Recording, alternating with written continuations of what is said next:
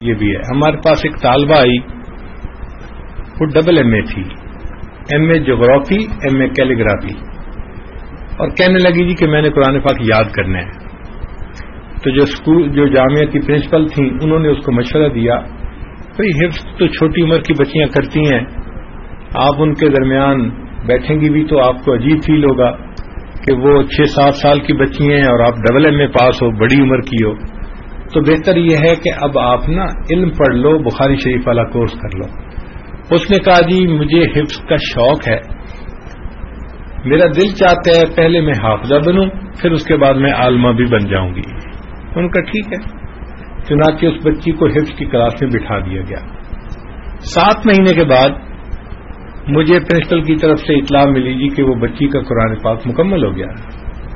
میں نے کہا کہ بھئی 7 مہینے میں قرآن پاک؟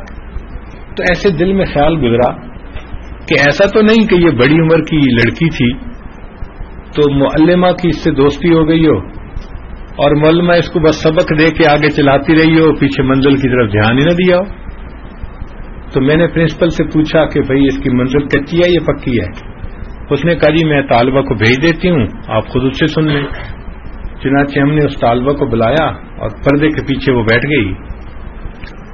تو میں نے قرآن پاک کو تقریباً 5-6 جگہ جہاں غلطی لگتی ہے، اچھے حافظ بھی غلطی کھا جاتے ہیں.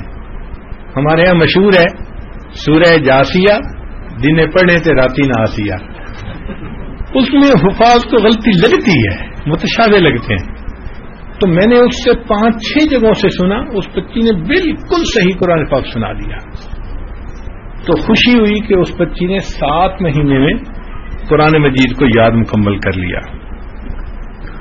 ہمارے ہاں ایک مفتی صاحب نوجوان